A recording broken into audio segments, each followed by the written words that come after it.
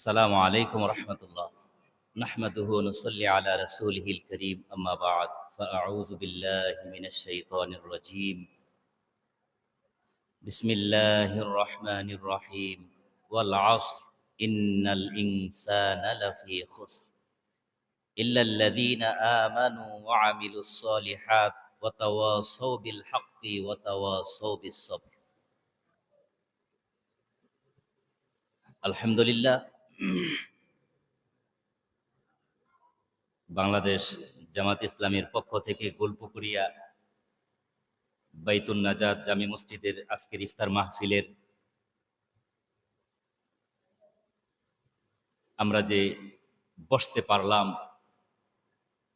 সারা পৃথিবীতে বিশেষ করে আমাদের দেশে যখন এমন একটা পরিবেশ ছিল, এমন একটা পরিস্থিতি ছিল, হাটে মাঠে রাস্তাঘাটে বাজারে কোরআনের কথা বললে নির্যাতিত হওয়া লাগতো, ইসলামের কথা বললে বাধা আসতো। এমনকি যে মসজিদে বসে কথা বলতেছি, এই মসজিদের মিম্বারে বসলেও কোরআনের কথা বললে আমরা বাধাগ্রস্ত হয়েছি, ঠিক কিনা বলেন? তো এমন একটা পরিস্থিতির পরে আল্লাহ তাআলা এই মসজিদের সারা বাংলাদেশে ওপেন ভাবে খোলা আকাশের নিচে বিভিন্ন জায়গায় মাঠে ময়দানে রাস্তাঘাটে মসজিদের মিম্বারে আমরা মন খুলে আল্লাহ এবং তার রাসূলের কোরআনের হাদিসের কথা বলতে পেরেছি। আবারও বলি আলহামদুলিল্লাহ। বাংলাদেশ জামাত ইসলামী নামক একটি সংগঠন,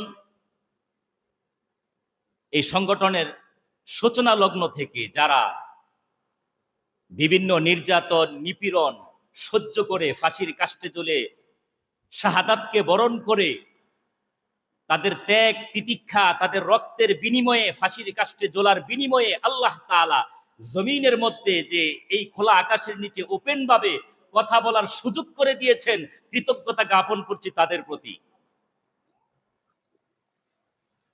আমি যে কোরআনের আয়াত তেলাওয়াত করেছি, কোরআনুল কারীমের একটি সূরা, আল্লাহ তাআলা কসম খেয়ে বলছেন অল আস, সময়ের কসম, যুগের কসম, মহাকালের কসম, ইন্নাল ইনসানা লাফি খুসর, মানুষ ক্ষতির মধ্যে ডুবে আছে, নিমজ্জিত আছে।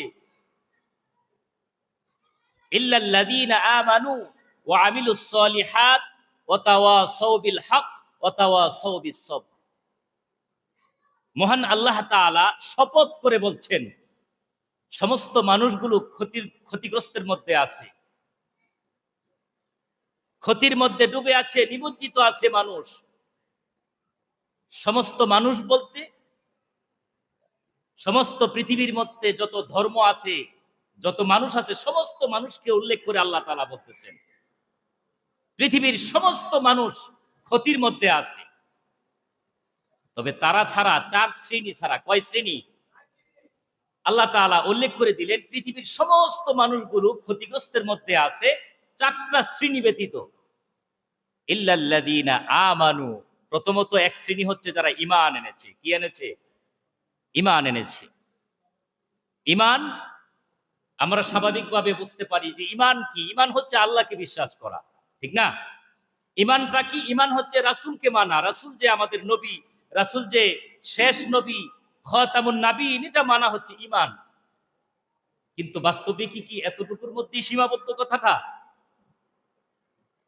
আর একটু পুরানা বলি, একটু বড় করলে কি হয় যে স্বাভাবিকভাবে ঈমানের মূল তিনটা অংশ যদি আমরা একত্রিত করি, সেটা হচ্ছে যে প্রথমত মন দিয়ে বিশ্বাস করা, কি করা? অন্তর দিয়ে, মুখ দিয়ে কি করা? এই বিশ্বাসটাকে স্বীকার করা। এবং বিশ্বাস আমি যে মন দিয়ে মানলাম, মুখ দিয়ে স্বীকার করলাম, দুটোটা কর্মের মাধ্যমে প্রকাশ করা, ঠিক কিনা বলেন? ঈমান। কিন্তু বাস্তব দৃষ্টিকোণ থেকে আল্লাহ তাআলা বললেন সমস্ত মানুষগুলো ক্ষতিগ্রস্তের মধ্যে আছে, চারটা শ্রেণী ব্যতীত। এই চারটা শ্রেণীর মধ্যে প্রথম শ্রেণী কি? যারা ঈমানদার। এখন ঈমানদারের বর্ণনা করতে গেলে এখন মুখ দিয়ে অন্তরে বিশ্বাস করলাম, মুখ দিয়ে স্বীকার করলাম, কিন্তু অধিকাংশ মানুষ আমরা যারা আছি অন্তর দিয়ে স্বীকার করলাম, মুখ অন্তরে মানলাম, মুখ দিয়ে স্বীকার করলাম, কিন্তু এটা কর্মে প্রকাশ করতে পারি না। পারি? তারপরে দ্বিতীয়ত বলতেছেন ওয়া আমিলুস সলিহাত, যারা সৎকর্ম করে। যারা কি করে? সৎকর্ম করে। আমরা স্বাভাবিকভাবে মনে করি যে সৎকর্ম কি? এই যে আমি আপনি নামাজ পড়তেছি, এটা সৎ কাজ, এটা ভালো কাজ। একজন মানুষ নামাজ পড়তেছে, একজন মানুষ নামাজ পড়ে, কি পড়ে? নামাজ পড়ে, সে তো ভালো কাজ করতেছে, সে নামাজি, সৎ কাজ করতেছে। আল্লাহ তাআলা নামাজের ক্ষেত্রে বলতে গেলে আল্লাহ তাআলা কোরআন কারীমের মধ্যে বলতে পারতেন সল্লু ইয়া আইয়ুহাল মুসলিমুন, ইয়া আইয়ুহাল মুসলিমুনা সল্লু, সল্লু ইয়া আইয়ুহাল মুমিনুন, যে তোমরা কি করো? নামাজ পড়ো। কিন্তু আল্লাহ তাআলা কোরআনুল কারীমের মধ্যে এভাবে নামাজের কথা কোনো জায়গায় বলে নাই। বলছেন কি? বলছেন আকিমুস সালাহ। আজকে আকিমুস সালাহ কোরআনের আয়াত, নামাজ কায়েম করো। আকিমুদ্দিন, দিনটাকে প্রতিষ্ঠা করো, ইসলামটাকে প্রতিষ্ঠা করো। আজকে আমরা কোরআন বুঝি না, আমরা কোরআনের ভাষা বুঝি না, কোরআন কি জিনিস বুঝি না। স্বাভাবিকভাবে আকিমুস সালাহকে আমরা মনে করি যে শুধু নামাজ পড়াটাই আকিমুস সালাহ, আমরা বুঝি না। কিন্তু যারা কোরআনের আকিমুস সালাহ, আকিমুদ্দিনের মর্মটা বুঝে, বাংলাদেশ জামাত ইসলামী নামক একটি ইসলামী সংগঠন যারা এই মর্মটাকে বুঝে, সমাজে, রাষ্ট্রে, সারা পৃথিবীতে বোঝাতে চায় যে আল্লাহ তাআলা সল্লু বলে নাই, বলেছে আকিমুস সালাহ। আমি আপনি আমরা ভাই মসজিদে নামাজ পড়তেছি, আল্লাহ এটা বলে নাই, বলেছে আকিমুস সালাহ। নামাজটাকে সমাজের মধ্যে, রাষ্ট্রের মধ্যে প্রতিষ্ঠিত করতে হবে, প্রতিষ্ঠা করতে হবে। এই কথা যখনই আমরা বলি, এক দল, এক জাহেল, একদল মূর্খ, আবু জাহেলের উত্তরসূরি অনুসারী যারা আছে সারা পৃথিবীতে, তারা যারা কোরআনের মর্ম বুঝে, আকিমুস সালার মর্ম বুঝে, আকিমুদ্দিনের মর্ম বুঝে, সমাজে, রাষ্ট্রে, গড়ে সারা পৃথিবীকে, মানুষকে বুঝাতে চায়, আজকে তাদেরকে জঙ্গি নামক আখ্যা দিয়ে সারা পৃথিবীতে একটা উচ্ছৃঙ্খল পরিবেশ তৈরি করে রেখেছে। ঠিক কিনা বলে?